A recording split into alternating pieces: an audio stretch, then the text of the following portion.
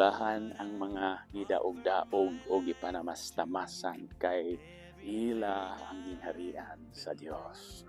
Mateo Kapitulo 5, versikulo 10. Kinsa man ang mga tao nga gidaog-daog o gipanamastamasan.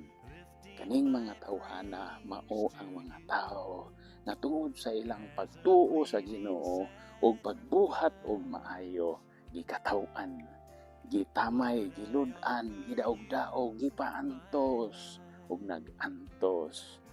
Og angayan sila nga maglipay kay para ni Hesus. Pulahan sila tungod kay ila naangko na nila ang gingharian sa Dios. Mao na nga pangutan-on ang ato ang kaugalingon sa atong pagpamalandong andam na bata nga mamatay para sa Ginoo.